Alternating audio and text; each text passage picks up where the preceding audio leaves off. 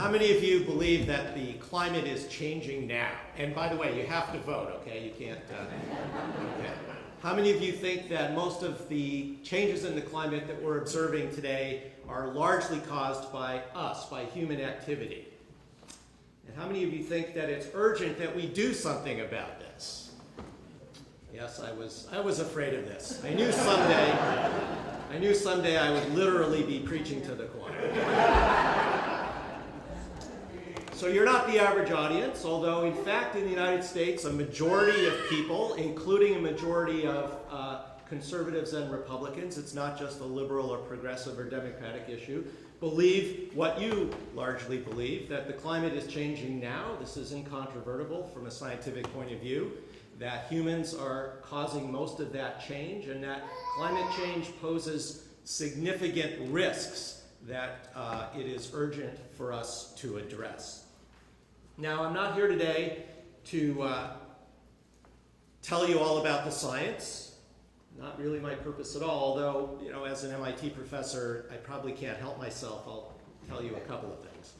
And I'm not here to depress you, although when you look at what's happening in the world, it can be depressing and discouraging. In fact, I'll tell you that I teach sustainability and climate change at the Sloan School at MIT, and the students there have given me a nickname. They call me Dr. Doom, and I'm not terribly proud of it. In fact, I think I'm an optimist by nature, although some people disagree. And you know, so they say, well, how can you claim you're an optimist when you're telling us all this horrible stuff that's happening in the world? And I say, well, you know the difference between optimists and pessimists. And they go, no. So, well, the difference is optimists proclaim that this is the best of all possible worlds, and the pessimists say, that's right. I don't believe this is the best of all possible worlds. I think it is up to us to make a difference and improve it so that it becomes a better world. That's not going to happen unless we do it. So let's talk a little bit about climate change. Now, actually, although I was asked to speak this morning on climate change is not the problem. It's not the disease. It's really just a symptom of a deeper underlying issue. And that underlying disease or that underlying issue is what I would call a failure of systems thinking, a failure to appreciate the complex web of existence in which we are all embedded, the complex ecosystems upon which all life, including all of our lives, depend. It's the failure to see how what we do in the here and now creates feedbacks and ripples that determine what happens later and elsewhere. How the actions we take, often with the very best of intentions for short-run gain, often create long-run harm. As Robert Louis Stevenson said, soon or late, we all sit down to a banquet of consequences. Through our actions and our inactions, we're laying the table at which we, as we age, and our children will die later in their lives and after we're gone. So I want to talk just a little bit about what that table looks like, what the table is that we're setting for ourselves, for our children, and our grandchildren. And I got to say, it's hard to get your head around this. It's hard to get your head around climate change. It seems so complicated and so overwhelming and so distant and so remote that people just have a lot of trouble. And it's also incredibly complex and technical. It's often presented as if it were purely a scientific issue. And there's no doubt, you know, it's hard. You need to know a little bit of science to understand what's going on. And people find this difficult and unfamiliar. I mean, you hear unfamiliar concepts like parts per million of carbon dioxide in the atmosphere and billions of tons of carbon dioxide being emitted every year, and how many watts per square meter of radiative forcing are we inducing on the planet? It's really, really difficult. And it's especially hard for us to get our heads around the time frame over which all of this is going to play out. It reminds me of the time one of my colleagues, an astrophysicist, gave a talk about the evolution of the universe. And after his talk, one of the folks in the audience raised his hand and said, Professor, Did you say that in just a couple of million years, the sun is going to use up its nuclear fuel and become a red giant and engulf the earth and destroy everything? And the professor said, no, that's going to happen in a few billion years. And the gentleman said, whew. So part of the problem is the time frame, the complexity, but actually the time frame is much, much shorter than that. There will be changes that last for millennia, the consequences of what we're doing today. My colleagues talk about how the consequences of the fossil fuels that we burn and emit into the atmosphere today will be largely irreversible. They'll last for millennia. But irreversible doesn't mean inevitable. And millennia of duration doesn't mean that what we do won't have impacts in the here and now. In fact, the climate is already changing in ways that we can detect. So we need to think about this as not a distant and remote problem, but something that's happening now and that's going to affect the people that we care about the most and everybody else within our lifetimes. So as I look out, I'm very pleased to see so many young people here and children here. If you think about it, children, well, let's do a little survey. How many of you have children? So many hands are going up. How many of you who don't think you might want to at some point? A few hands. So there's no obligation to get started right now anyway. You can wait till later. But, so we have some young folks in the audience here today, some very young folks. And if you think about a child born in a fortunate community such as ours, where life expectancy is about 80 years for the people who are fortunate in the world. A child born in, say, the year 2010 can expect to live to about the year 2090. And that means your grandchildren could expect to live well beyond the dawn of the next century. And yet people say, oh, well, the year 2100, that's so far away, we don't need to worry about that. We've got many bigger, more immediate concerns, the economy, jobs, what's going on with all kinds of other social justice issues. These are more immediate. We can wait and see on climate change. Well, that's not true. So let me give you a little bit of the bad news here. It's not only that we don't have good systems thinking capabilities, we don't really even understand what the changes are that we're creating through our actions today. Well-intentioned actions, but the actions that we take just living our lives, burning fossil fuels. So the concentration of carbon dioxide in the atmosphere, the principal greenhouse gas, is now higher than at any time in the entire history of humans on this planet, and it's growing faster than at any time in the entire history of humans on the planet, in fact, for many millions of years. We've already warmed the Earth. This is not something that's going to happen. This is something that's happening now. As a result of our actions, we've already warmed the Earth by about almost 1.5 degrees Fahrenheit above what it was before the start of the Industrial Revolution. And as a result, glaciers are melting. Sea level is rising. We're acidifying the oceans. There's more wildfires. We have longer, hotter, drier summers. We're now in the 4th year of a major drought in many parts of this nation. There's more extreme weather. These things are already hurting the economy and costing lives today. But all of that is nothing compared to what's projected to happen if we continue on the path we're on, if we continue on what my colleagues call business as usual. The best scientific studies, many of which are done at MIT, but which are done all over the world, suggest that by the year 2100, if we continue on the path we're on, we will have warmed the Earth by about 9 degrees Fahrenheit over pre-industrial levels. Some say that's no big deal. After all, here in New England, the temperature can change by 50 degrees Fahrenheit in the course of a day. And it can be 95 degrees in July and then minus 25 in January. So how can 9 degrees matter? Well, there's a huge difference between the temperature on any given day or between summer and winter and the average across the planet.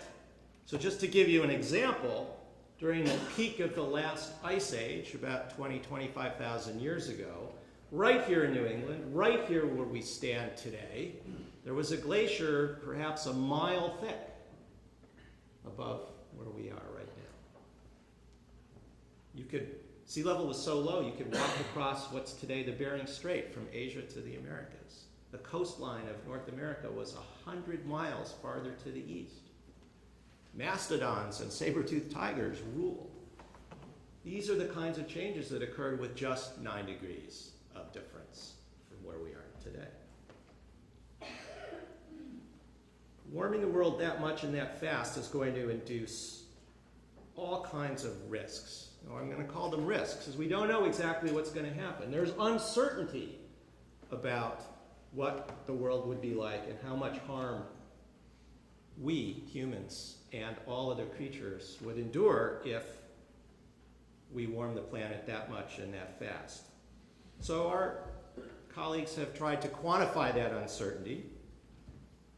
And what they say is that that the 90% confidence interval is from about 6 degrees to about 13 degrees. So what does that mean? It means there's about a 5% chance that we could get lucky, that the climate is more robust and more resilient than we think it is, and the warming won't be as severe as we think it is. But there's equal probability that things could be much, much worse, that we could be very unlucky, and that the climate could warm by as much as 13 degrees or more, with absolutely devastating impacts. Now, some of you in the audience today, you probably do understand what a 90% confidence interval is, but that's already getting into some technical jargon that scientists like to talk about, but don't really work. And I can tell you, don't really work when you go down to Washington or other capitals or into the corporate boardrooms of this country and elsewhere. A lot of folks just don't know what that means. So let me put it in very blunt, plain language. We're playing Russian roulette with the climate, with our future. But unlike the classical so-called game of Russian roulette, we're playing with a weapon in which 19 of 20 chambers are loaded. There's only one chamber out of 20, 5% chance that if you pull the trigger, nothing's going to happen. There's also one other difference between the classical so-called game of Russian roulette and what we are doing. In the classical game, you're holding the gun, your finger is on the trigger, and the barrel's pointed at your own head. That's not true with climate change. We're holding the gun, our finger is on the trigger, but we're holding it against the heads of our children and grandchildren. I don't know anybody who wants to play that game. So here we have a situation in which the best scientific evidence, overwhelming scientific evidence, shows that we're facing an unprecedented set of risks that we've created and only we can change, risks that require urgent action, and yet our leaders, many of our fellow citizens, just don't seem to care. So why? Well, many say it's the uncertainty. We don't know for sure what's going to happen. So we should wait and see. It would not be prudent, they say, to spend a lot of money to try to reduce our greenhouse gas emissions today if it turns out that actually it's not really going to turn out to be that bad. That would be a waste. So let's wait and see. And if it turns out that climate change is going to hurt us, then we can do something. That would be prudent. Well, that's just dead flat wrong.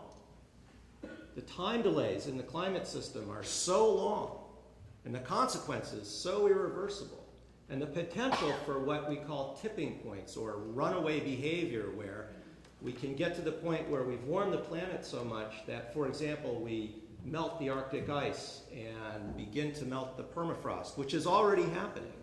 And that then leads to even more warming because dark sea and dark earth absorbs more sunlight, reflects less back to space, which warms the planet even more in a vicious cycle. And melting permafrost makes a lot of carbon that's previously been frozen now available for bacteria and fungi, who then metabolize it and release methane and carbon dioxide into the atmosphere, warming the planet even more. These kinds of runaway vicious cycle processes are out there. If we cross those thresholds, climate change could become irreversible, and nothing we do could make a difference. So you can't wait and see. By the time we find out, it'll just be too late. Another argument that's made is, well, it's just going to be too costly, too expensive to do anything about climate change. It's going to hurt the economy. It's going to cost jobs. It's going to put our nation at a disadvantage in trade relative to nations that may not act, and we can't afford to do that. I think that's also wrong. So just as you can't get insurance after your house burns down, so we have to act in advance, likewise, I think it's just wrong to believe that we can't do anything about this because it's too expensive. So, what can we do about that? Well, I think there's a lot of good news here. There's a lot of good news. The idea that we can't do anything because it's too expensive, so we should instead focus on adaptation. What's called mitigation, that's cutting emissions. That's getting off fossil fuels. That's ending what former President Bush called our addiction to oil. Mitigation, cutting our emissions. A lot of people say, we can't do it, it's too expensive, hurt the economy. So what we should do is adaptation instead. Get used to it. Build seawalls around New York and Venice and London and Shanghai. And try to keep the rising seas out. Figure out how we're going to grow crops in a world where there isn't enough water and it's too hot and the ecosystems have been disrupted by our actions. Adaptation. The idea that we're going to adapt to the kinds of changes that are coming if we do nothing about our emissions, this is also wrong. Now, the climate is changing. Some adaptation is going to be necessary. But the idea that we can adapt instead of reducing our emissions, this is wrong.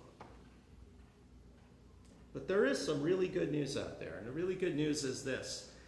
It's possible to end our addiction to oil and the fossil fuels, and we can make some money doing it. Now, making money isn't the purpose of doing it. I view this as an ethical issue, a moral imperative, not an investment. But the fact of the matter is, we have allowed the deniers and the vested interests to confuse us and to muddy the waters and to encourage delay and to try to persuade us that we can't take action, that it's too expensive. That's wrong. It's actually incredibly easy to cut emissions, technically, and even economically. Let me give you a couple quick examples. At MIT, we just a few years ago moved into a brand new building for the Sloan School of Management. And I was involved in the project to develop the building. And we committed to making it as sustainable a building as we could. Now, it's not perfect. There's a lot of things we could have done that we didn't have the budget for or weren't able to get implemented. But it's now the greenest building on the MIT campus. It's my dearest hope that it will not be the greenest building on the campus for very long, that the next building we build and the next one and the next one will be even better. And that's beginning to happen. We've just finished a preliminary study to assess what were the economics of building that building green. Everybody thinks, oh gosh, it must have cost 10 or 20 or 30 or 40% more to build it as a sustainable building than a conventional building that simply meets code. Well, that's not true. Actually, it probably only cost about 2% more-ish to build the building green. And that's in part because, yeah, we spent a little more money on the windows and on the envelope of the building to reduce the heat loss and reduce the energy costs. But that meant that the HVAC system, the heat, ventilation, air conditioning system, could be a lot smaller than it otherwise would have been. It also meant MIT didn't have to build a new chiller plant to supply chilled water in the summer for air conditioning or steam in the winter to heat it. And when you add up all the energy savings, the net present value of all that is about $12 million. And the return on investment is on the order of 17% per year. Well, I got to tell you, that's a lot better yield than MIT earns on its endowment. Even when the stock market is booming and with no market risk. I'll give you one more example. A few years ago, we did a little work on our biology building. Now, this building was built in 1995. It's not an old building. It's not one of those terrible buildings that was built in the 1970s, and we have some of those. It was a pretty well-built building. But we hadn't really been doing what we should have been doing all along in terms of maintenance and continuous improvement. So for a fairly modest cost, $150,000, we looked at everything going on in the building, and all the usual things that you would want to do, we did. So you lubricate the motors and the equipment, you clean out the air ducts, and the most important thing we did is we took a look at the sensors and the controls. Well, guess what we found? The building was pulling chilled water to cool itself and steam to heat itself at the very same time. Why? Well, because the thermostats had drifted out of alignment and we were doing something crazy. And if you stop doing that, the energy savings alone are worth about $350,000 a year. Think about the payback time on that investment. It's just a few months. We probably hadn't even paid the bill for the improvement project by the time the savings had more than made up for that. There's a lot of opportunities like that out there. And I got to tell you that we can do this in our homes, we can do this in our businesses, we can do this in our public buildings. It's not going to be enough, but it's an awful good start at cutting our emissions. And it creates a lot of opportunities for other activities that we really want to do. So, when you work with your kids to cut your own personal carbon footprint, it's a blast. It's really fun. And it's the obvious things, right? Get rid of all those incandescent bulbs. If you still have any left, break them. Don't save them or give them to anybody else. They're actually costing and losing you money. So break them and make sure they're disposed of properly, and replace them with LEDs. Get rid of your current refrigerator and get the best, most energy efficient Energy Star fridge you can possibly get. Do it now. Don't wait for the fridge to break, because every day it's costing you money to use that old inefficient refrigerator, and so on and so forth. As we do these kinds of things, what we find is that there's relatively little sacrifice, often no sacrifice involved financially or otherwise. And in fact, it's deeply satisfying. It's fun. It builds resilience and frugality and creativity, these all good Yankee virtues that we want to promote. It brings us closer together, builds the bonds of family and community. And the more we do it, the cheaper it gets. Every time you put an LED bulb in your home, by building the scale of the industry and creating more learning for the people who are producing those bulbs, it gets cheaper. It makes it more possible for those who are not as economically fortunate as we are to put those LED bulbs in their house. This is just as true for wind power and solar photovoltaics and energy efficiency as it is for light bulbs. And it's happening. It's just not happening fast enough. In many parts of the United States and the world today, solar power, wind power is as cheap as conventional electricity, even before you count the social cost and environmental cost of the carbon emissions. I think the transition to a carbon-free, sustainable energy system and society is a moral imperative, but it's also the greatest business opportunity in the history of capitalism. I think it's bigger than creation of the auto industry, it's bigger than the computer revolution, it's bigger than the internet. But it's not going to happen in time unless we take action. Because the vested interests are out there aggressively confusing us, persuading us that, trying to persuade us that we can't do it, it's too expensive, it'll kill the economy, that there's doubt. And so what they tend to do is persuade us that we ought to be hoping for a technological miracle. Well, as a professor at MIT, I'm a huge fan of technology. I love that stuff. And we're going to need all the technological innovation we can muster in order to address this challenge. But the idea that we should just wait for some smart people to solve this problem for us, that won't work. What I often hear is, well, what we need is a new Manhattan Project. A new Manhattan Project to solve the energy problem.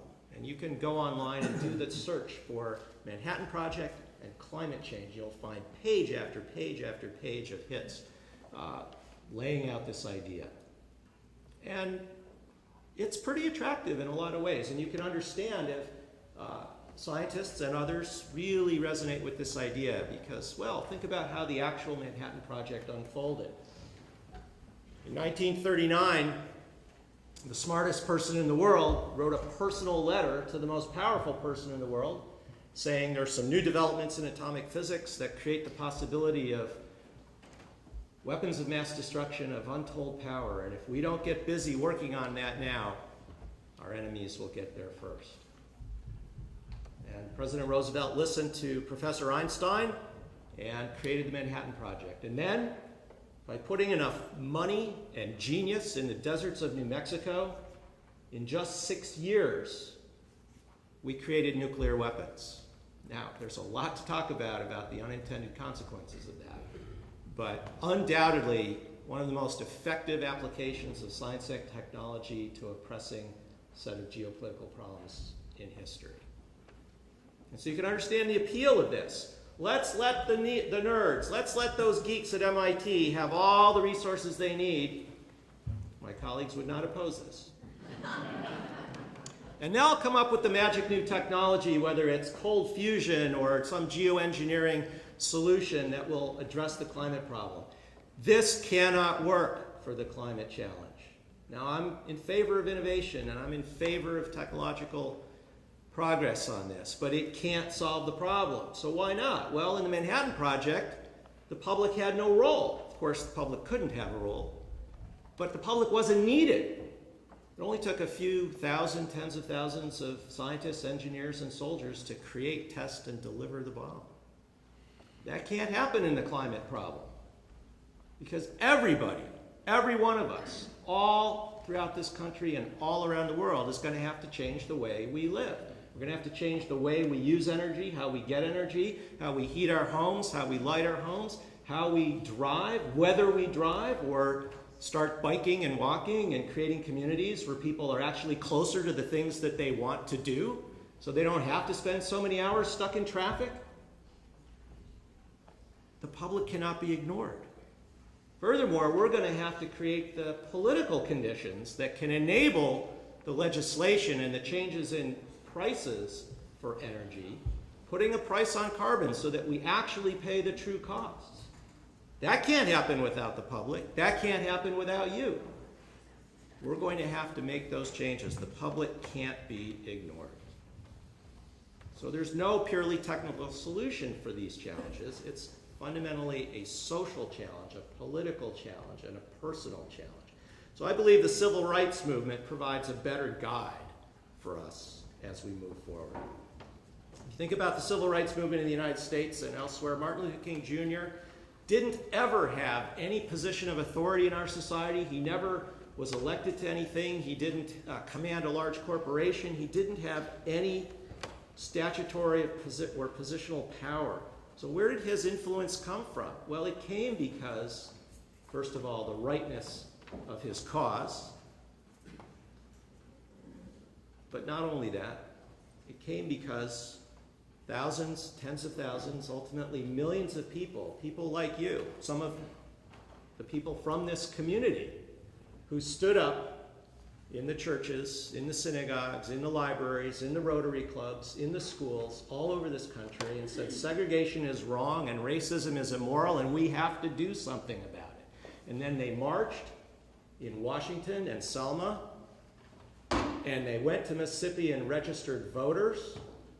And after more and more people personally took a stand and took action, then our leaders took action and were able to pass historic legislation like the Civil Rights Act and the Voting Rights Act. Our leaders were following us. It wouldn't have happened unless we stood up. Well, you know, a lot of people say that's impossible. Not going to happen. We're never going to be able to mobilize enough people to price carbon at its true level.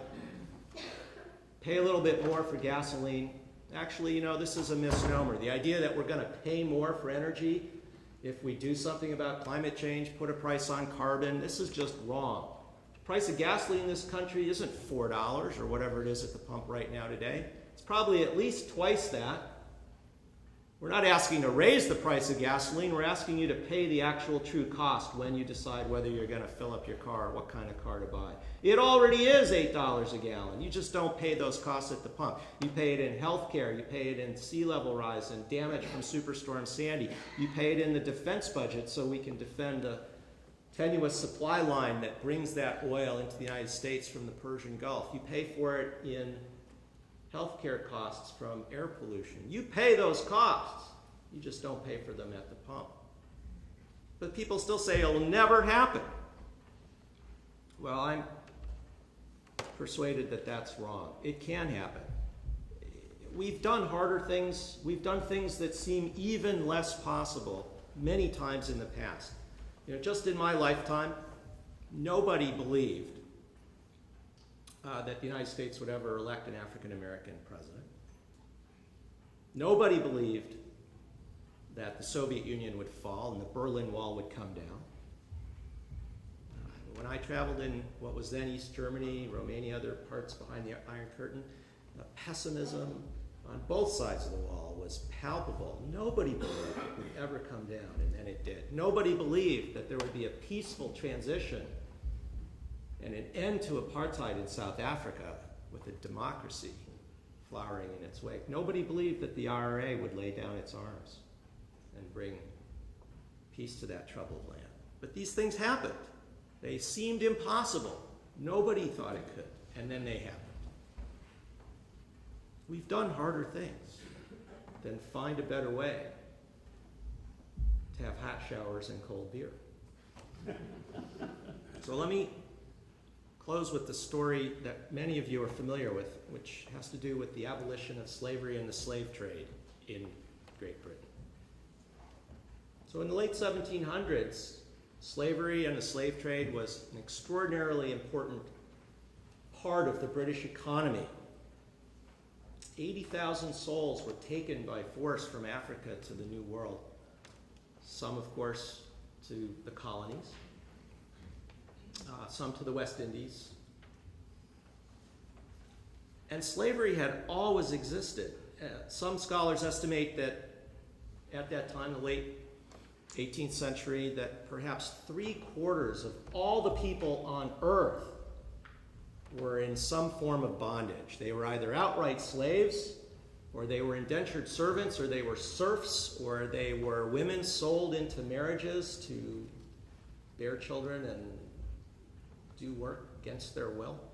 3/4 of all the people on the planet. And slavery had always existed, and nobody doubted that it always would exist. There's slavery in the Bible. Both the Old and the New Testaments tells us how to treat our slaves and what the rules were for how often we could beat them.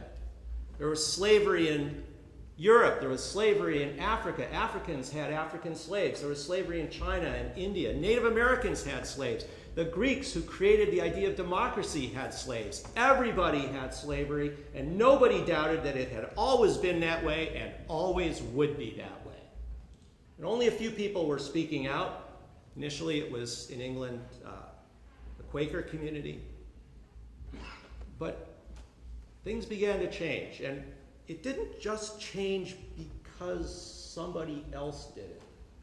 It was because people began to speak out. And one person in particular, he wasn't the only one, but I think his story is instructive. His name was Thomas Clarkson. He was a student at Cambridge University, and he wrote an essay in Latin to compete for the top prize that was offered in a contest. And he thought this would be good for his career. The topic for the essay that year was whether it was moral to hold people in slavery against their will. And he studied up on the question, he wrote his essay in Latin, and he won the prize. He graduated, got on his horse, and began to ride from Cambridge down to London, where he intended to begin a career as a lawyer. Partway there, as he was thinking over what he had written, he realized he had to ask himself whether he really believed it. And he decided, yeah, he really did. He got down off his horse, sat on the side of the road. He couldn't keep going. He decided he couldn't keep riding to London and become an attorney. So instead, he devoted his life to ending slavery and the slave trade. And he did it through what we would call today social media. You know, he talked to a lot of people. He rode on his horse 35,000 miles across the length and breadth of England, just talking to people about the evils of the slave trade and slavery and encouraging them to get active. And people began to organize. People began to speak out. People began to demand change. They recruited many other allies in this cause, including John Newton, the famous slave trader, former slave trader, who also, after his retirement, became a minister and authored the hymn Amazing Grace. And Granville Sharp and William Wilberforce, a member of Parliament, and many, many other folks. Well, it wasn't easy. They lost many battles. There were several votes in Parliament to end the slave trade that failed, but they didn't give up. They kept talking to people. And in just a few years, the slave trade in England was abolished. And a few years after that, slavery was abolished. Something that everybody thought was impossible was gone.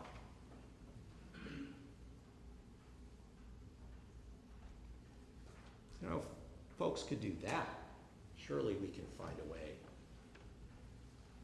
to get off of fossil fuels. It's far easier, I think. And you know, back then people talked about how it would destroy the British economy. It's exactly the same as what's happening today. Slavery, one slave trader wrote, is the hinge upon which all the trade of the world revolves. End the slave trade and you'll end the British Empire. You'll cripple the economy. That wasn't true then. It's not true about fossil fuels today. We can do this.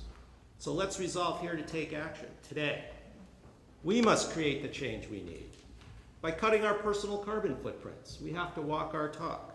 We must create the change we need by buying sustainable, green, ethically produced products. We must create the change we need by demanding that our elected leaders put a price on carbon so that we pay the true costs when we fill our tanks. And if our leaders don't act, then we must create the change we need by electing leaders who will.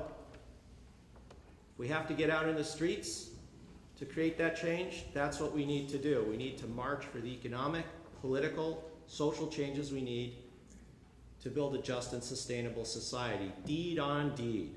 We can do it. We've done much harder things in the past, but we have to start right now.